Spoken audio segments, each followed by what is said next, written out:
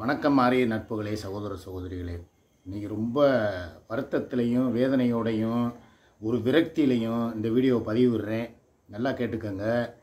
கொஞ்சம் நஞ்சமாவது சரி நம்ம குடும்பத்துக்காக நம்ம இருப்போம், சரி நம்மளுக்கு நாளைக்கு செத்தா நம்ம குடும்பம்தான் வந்து பார்க்கும், அவங்க தான் தூக்கி போடுவாங்க கடைசி காலத்தில் அப்படிங்கிற ஒரு எதிர்பார்ப்போடையும், சரி என்ன தான் சண்டை ஓட்டாலும் என் பொண்டாட்டி தானே, எப்படினாலும் வந்து ஒரு பிரச்சனைன்னு இருந்தால் ஒரு முடிவு இருக்கும், ஒரு நல்லதுன்னு கெட்டதுன்னு நடந்தால் ஒரு நல்லது நடக்கும், சரி ஒரு நேரத்தில் தவறு செஞ்சாங்கன்னா அடுத்த நேரம் திருந்திக்கிடுவாங்க, மாறிக்கிடுவாங்க அப்படின்னு சொல்லி நானும் வந்து என்ன நடந்தாலும் அதை வந்து அப்படியே கண்டும் காணாமல் எதையுமே வந்து பட்டும் படாமல் மேலோட்டமாகவே போய்கிட்டு இருந்தேன். ஆனால் இப்போ நடக்கிற விஷயம், நேற்று ஒரு விஷயம் வந்து இன்னைக்கு காலையில் தான் இப்போ எனக்கு அனுப்பி வச்சுருக்கு. இந்த சுமிங்கிறது ஆதாரத்தோடு தான் உட்காந்துருக்கேன். சரியா?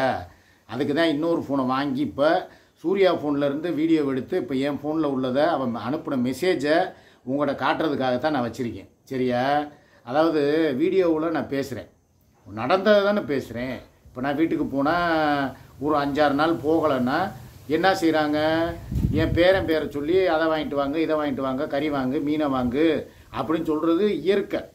உங்கள் பேரனுக்கு அது பிடிக்கும், இது பிடிக்கும், வாங்கிட்டு வாங்கன்னு சொல்கிறத நான் வந்து லைவில் சொன்னேன். இதில் ஒரு தப்புமே கிடையாது. இதை வந்து அந்த லைவை கட் பண்ணி எடுத்து நேற்று சாயங்காலம் போட்டேன் பார்த்தீங்களா, 6-7 லைவு, அதை கட் பண்ணி எடுத்து அந்த லைவில் உள்ள ஒரு கிளிப்பு ஒரு 30 செகண்ட் ஓடுதுன்னு நினைக்கிறேன், அதை கட் பண்ணி எனக்கு அனுப்பி அதுக்கு கீழே என்ன போட்டு வச்சுருக்காங்கங்கிறத நீங்களே பாருங்கள். உங்கள் முன்னாலேயே நான் காட்டுறேன். இதில் வந்து ஒளிவு மறைவுலாம் கிடையாது. இது இப்போ வரைக்கும் நான் சூர்யாட்ட கூட நான் சொல்லலை. இது வந்து சுமியோட வாட்ஸ்அப்பு.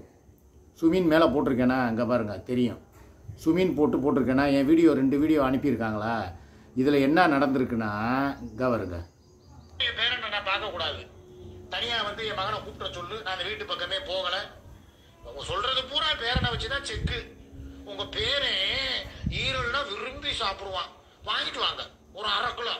உங்கள் பேரன் கிட்னினா விரும்பி சாப்பிடுவேன், வாங்கிட்டு வாங்க அப்படி சொல்லி பேரை சொல்லி நீ திக்கிற அப்படியே நல்லா கோழி தவுளு தின்ன மாதிரி.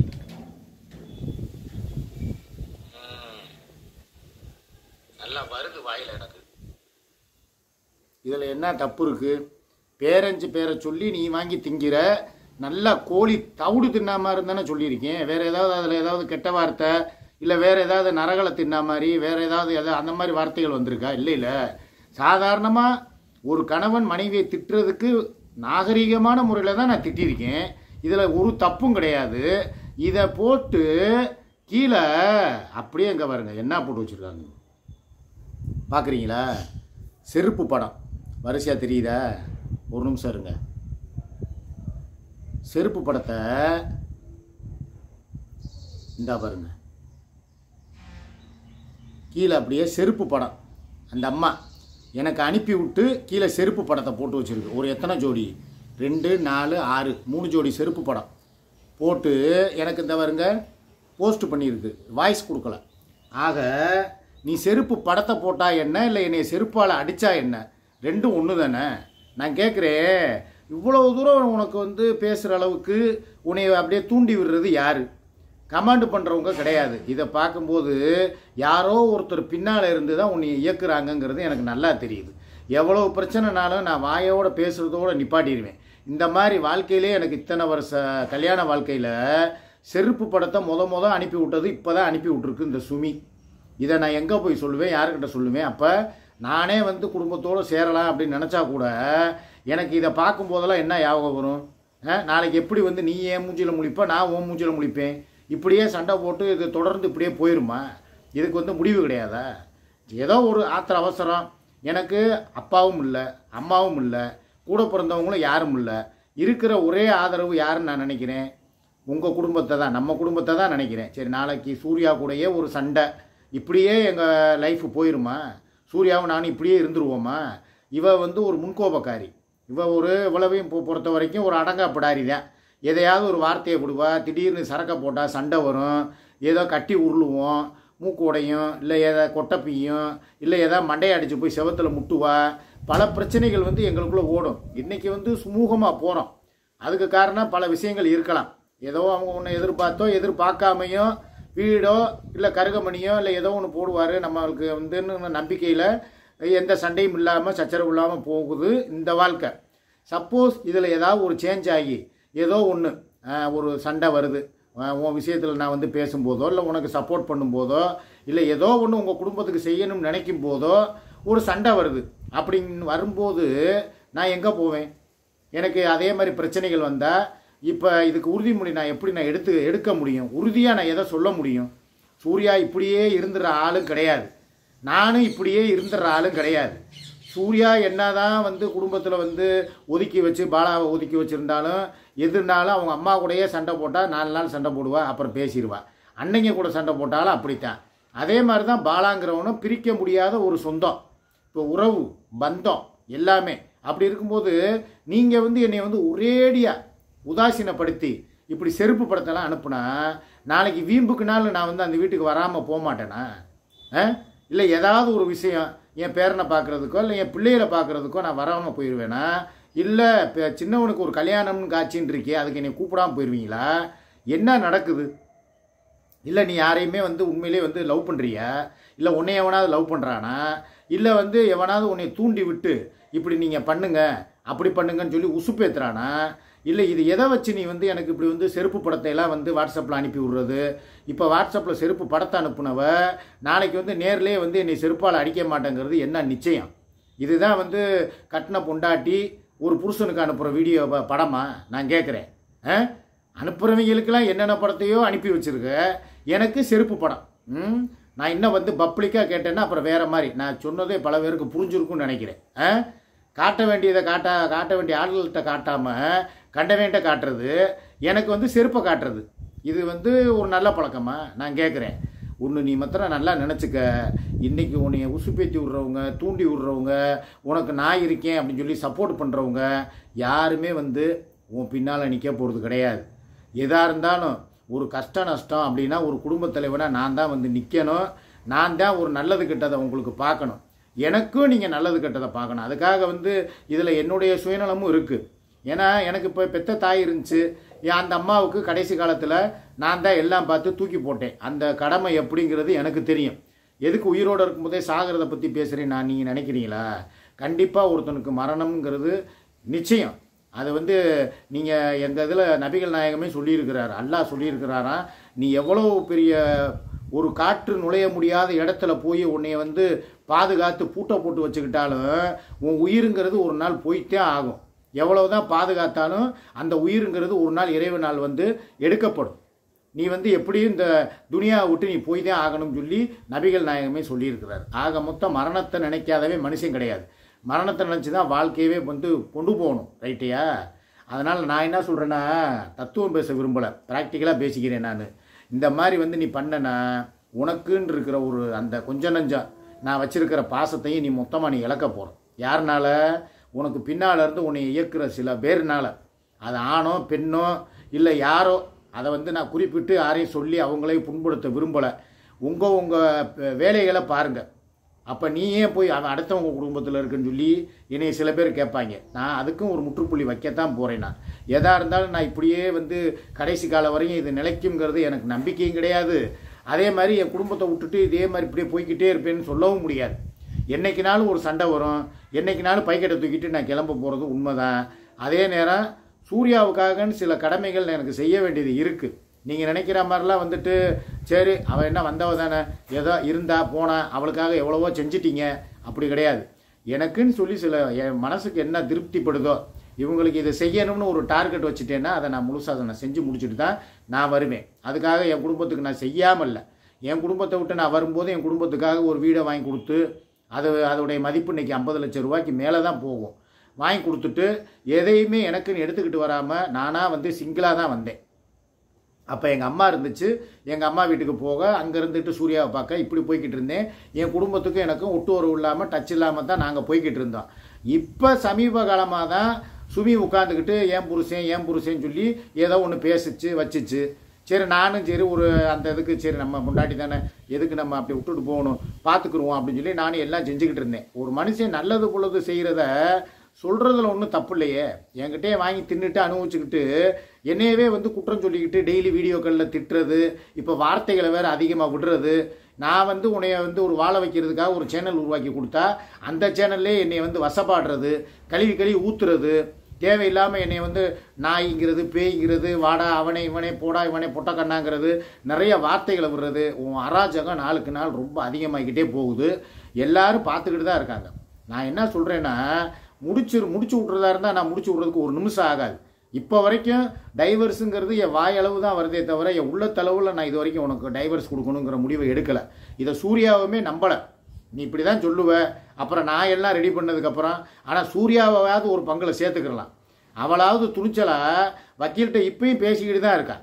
பேசி எப்படி டைவர்ஸ் கொடுக்குறதுங்க, கொடுத்தா வந்து அவன் என் பிள்ளைகளை வந்து பார்க்கலாமா, இல்லை வந்து அவனுக்குன்னு சொல்லி நான் எதுவும் கொடுக்கணுமா, இல்லை அவன் என்கிட்ட ஏதாவது பணம் கேட்குறானே, இதுக்கு நான் என்ன பண்ணுறது அப்படின்னு சொல்லி வக்கீல்கிட்ட ஆலோசனையாவது பண்ணுறான். ஆனால் நான் வக்கீல்கிட்ட போனேன், பேசினேன், இந்தா உனக்கு நோட்டீஸ் அனுப்புகிறேன் அப்படி இப்படின்னு சொல்லிட்டு இது வரைக்கும் நான் அதை செய்யவே கிடையாது. ஏன்னா இப்போ வரைக்கும் எனக்கு அந்த மாதிரி ஒரு எண்ணம் வந்து உதட்டளவில் இருக்கே தவிர உள்ளத்தளவில் இல்லை. ஆனால் நீ அதை உருவாக்கிட்ட. இப்போ போகிற போக்கை பார்த்தா 2 பேரும் கடைசியில் வந்து டைவர்ஸில் தான் போய் முடியும் போல். விளையாட்டு வினையாச்சுன்னு சொல்லி ஒரு பழமொழி இருக்குது பார்த்தீங்களா, அதை மாதிரி விளையாட்டாக போன ஒரு விஷயம் உண்மையிலேயே இப்போ விஸ்வரூபம் எடுத்து சீரியஸ் கண்டிஷனில் போய் நிற்கிது. என் மனசுக்குள்ளே உண்மையிலேயே டைவர்ஸ் கொடுத்துருவோமா, இவ அப்படி பண்ணுறதை பார்த்தா எனக்கு சுத்தமாக பிடிக்கல. போகிறது, அங்கே போய் உட்காந்துக்கிட்டு எனக்கு போட்டி பாட்டு போடுறது. இந்த நேற்று கூட ஏதோ குதிரையில் ஏறி உட்காந்துக்கிட்டு ஏதோ ஒரு பாட்டு ஷார்ட்ஸ் போட்டு வச்சுருக்கா. ஏதோ ஒரு பாட்டை போட்டு போட்டி பாட்டு தான் எனக்கு தான் எதிராக போட்டு வச்சுருக்கா. இந்த இருங்க ஒரு நிமிஷம் இருங்க. ஏன்னா நம்ம எதையுமே இது பண்ணக்கூடாது. நான் பார்த்துட்டு தான் நான் வந்து கடுப்பில் தான் இப்போ நான் இவ்வளவு நான் பேசிக்கிட்டு இருக்கேன். ஒரு அளவு தான் ஒரு மனுஷனை இது பண்ணணும். ரொம்ப டார்ச்சர், இப்போ யார் டார்ச்சர் கொடுக்குறாங்கிறத நீங்களே பார்த்துங்க. நான் போய் டார்ச்சர் கொடுக்கல. இந்த சுமிங்கிறது தான் இப்போ எனக்கு டார்ச்சர் கொடு. சும்மா இருங்கடா, ஒரு வீடியோ போடும்போது தான் லொடன்னு அடிப்பான். இந்த பார்க்கத்தானே போற இந்த காளியோட ஆட்டத்தை, என்னது பார்க்கத்தானே போற இந்த காளியோட ஆட்டத்தை, பார்க்கத்தானே போகிற இந்த காளியோட ஆட்டத்தை. இது எப்போ நான் போட்டேன் நேற்று. இதேப்பா இதை ஏப்பா நேச்சா எங்கே போனேன்? இங்கே தான் உட்காந்துருக்கியா? வாயை திறந்து என்ன ஊனுக்கிட்டு இருக்க?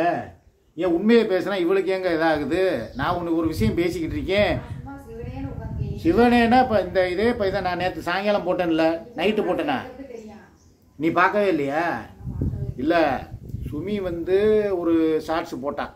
அந்த ஷார்ட்ஸுக்கு தான் நான் பதில் போட்டேன். நீ கொடுத்ததை திருப்பி கொடுத்தா மொத்தமாக கொடுன்னு அந்த பாட்டை நான் போட்டேன். உடனே நான் நேற்று பார்க்கத்தானே போகிறேன் அந்த காளியோட ஆட்டத்தைன்னு சொல்லி நான் போட்டிருக்கேன். நான் போட்டால் நான் ஒரு எப்படி சொல்கிறது, நான் ஒரு ரஜினி ஃபேனு, எனக்கு பிடிச்சிருந்துச்சி, நான் போட்டேன். உடனே வந்துக்கிட்டு இவளும் குதிரை மேலே ஏறி உட்காந்துக்கிட்டு அந்த குதிரை வந்து அந்த ஏரியா விட்டு தாண்டுமா, ஒரு 10 அடி கூட போகாது, பெரிய சான்சி ராணி நினைப்ப உட்காந்துக்கிட்டு அப்படியே பார்க்கத்தானே போகிற இந்த காளியோட ஆட்டத்தானே நீ ஆடுனா அந்த குதிரை குட்டியை தூக்குச்சுன்னா நீ போய் குப்பரக்கா விழுகுவ. உட்காந்துக்கிட்டு பார்க்கத்தானே போகிற காளியோட ஆட்டம், நீ என்ன பெரிய காளி, நீ என்ன பத்திரக்காளிய என்கிட்டயே ஆடி காட்டுறதுக்கு? மோகரையும் மூஞ்சியும் பாரு. உட்காந்துக்கிட்டு 1 மணி நேரம் கூட, ஆமாம் 15 நிமிஷத்துக்கு 500 ரூபா கொடுத்துருப்பாங்க, இல்லை 200 ரூபா கொடுத்துருப்பாங்க. ஏறி உட்காந்தாமா ஒரு ரவுண்டு லேக்கை சுற்றிட்டு வந்தாமா இறங்கினாமான்னு இல்லாமல் உட்காந்துக்கிட்டு ரீல்ஸு. இது எவன் எடுத்தவன்? அவன் சின்னவன் தானே. உன்னையெல்லாம் அங்கே வாடா, உன்னை பாண்டிச்சேரிக்கு வந்து மனு பார்த்து உனக்கு பால்கோவா, பாலல்வா, ஆப்பிள் எல்லாம் வாங்கிட்டு வந்து கொடுத்து 15 நிமிஷம் பார்க்கறதுக்காக 10,000 ரூபா செலவு பண்ணி டோல்கேட்டையெல்லாம் கடந்து இவ்வளோ 10 மணி நேரம் வண்டி ஓட்டிட்டு வந்து பார்த்ததுக்கு உங்கள் ஆத்தாக்காரிக்கு உட்காந்துக்கிட்டு வீடியோ எடுத்துக்கிட்டு இருக்க. பார்க்கத்தானே போகிற காளியோட ஆட்டத்தை. அதை நீ வந்து போஸ்ட் கொடுத்து அப்படியே இடுமா, இப்படி வாமா அப்படி வாமான்னு சொல்லி வீடியோ எடுத்து கொடுத்துக்கிட்டு இருக்க. ஷார்ட்ஸு ஆளுகளை பாரு, நல்லா சேர்ந்துருக்கு, நல்லா ஆளும் மண்டைகளையும். இனி வாடி, உனக்கு இன்னும் உனக்கு இருக்குல்ல ரிலாக்ஸேஷன் இன்னும் முடியலை, அதை நான் முடிச்சு விட்டுவிட்டு அதுக்கப்புறம் வச்சுக்கிறேன். உனக்கு நல்லது செஞ்சவன் நான். செல்ஃபோனு வாங்கி வச்ச ஃபோனை இவன் தேவையில்லாமல் ஐஃபோன் ஒன்று வாங்கினேன். அப்போவே நாங்கள் சொன்னோம், வேணாம்டா வாங்காதடா, அவ்வளோ காசை போட்டு வேணாம்டான்றதுக்கு கேட்காம 60,000 ரூபா 70,000 ரூபா கொடுத்து லோனுக்கு வந்து ஒரு ஐஃபோன் வாங்கினேன். நான் சரி இவன் வந்ததுக்கப்புறம் இவனுக்கு ஒரு ஃபோனு 5G ஃபோனு, எனக்கு கூட வந்து லோக்கல் ஃபோனு, இந்தா ஒன்றுக்கு ஒப்பேராத ஃபோனு மங்களாக இருக்குது. இதை வச்சுட்டு நான் வீடியோ போட்டுக்கிட்டு நான் ஒப்பேற்றிக்கிட்டு இருக்கேன். ஆனால் உனக்கு வந்தவொடனே ஒரு ஃபோனு இந்த இவன் யூஸ் பண்ணிக்கிட்டு இருந்த நம்பரு எல்லாம் கொடுத்து உனக்கு நான் வந்து சரி ரைட்டு மையம் கஷ்டப்படக்கூடாதுன்னு சொல்லி உனக்கு கொடுத்து எல்லாம் பார்க்க நீ உட்காந்துக்கிட்டு உங்கள் ஆத்தாக்காரிக்கு வீடியோ எடுத்து கொடுத்துக்கிட்டு பார்க்கத்தானே போகிற காளியோட ஆட்டத்தை. நான் திருப்பி ஆடினேன்னு வைங்களேன், யாருமே நீங்கள் தாங்க மாட்டீங்க. நான் அப்படியே ரண வேதனையில் இருக்கேன். தேவையில்லாமல் நீ டென்ஷன் ஆக்கி விட்றீங்களா? ஒரே வார்த்தை சொல்கிறேன், உனக்கு டே இங்கே வாடா அச்சு, உனக்கு என்ன கல்யாணம் முடிக்கணும், நான் ஒரு கடைகண்ணி வச்சு கொடுக்கணும், ஏதாவது ஒரு மெடிக்கல் ஷாப்போ ஒரு செல்ஃபோனு கடையோ ஏதாவது ஒன்று வச்சு கொடுக்கணும்னு சொல்லி தானே உங்கள்கிட்ட சொல்லி வச்சுருந்தேன். இப்படி உங்கள் அம்மாவுக்கு ஜால்ரா தட்டிக்கிட்டு தெரிஞ்சேன்னா எப்படிடா, என்னடா அர்த்தம்? இதுக்கு தான் உன்னை வந்து நான் பெத்தது உங்கள் அம்மாவாக இருந்தாலும் அதுக்கு காரணம் நான் தானடா. தகப்பனாவே என்னை மதிக்க மாட்டேங்கிறீங்க. சரி ஏதோ இங்கே இருக்கேன் அப்படின்னு சொன்னால் ஏன் நாளைக்கு வர மாட்டேனா, உங்களை பார்க்க மாட்டேனா, என்ன நினச்சிக்கிட்டு இருக்கீங்க குடும்பமே சேர்ந்துக்கிட்டு? இதில் பெரியவன் ஒருத்தன் தான் உருப்படியானவன், வேற இந்த 2 பேரையும் கணக்கிலே சேர்க்கக்கூடாது. என் பெரியவனும் பேரனும் ஒரு டைப்பு. பெத்த தகப்பனா பெரியவன் என் மேலே இன்னும் பாசத்தோடு தான் இருக்கான். லாலா லாலான்னு என் பேரனும் அப்படியே என் மேலே வந்து உசுராக இருக்கான். இவங்க தாண்டா உண்மையான பாசக்காரங்க. நீங்கள் 2 பேருமே மோசக்காரங்க, வேசக்காரங்கடா.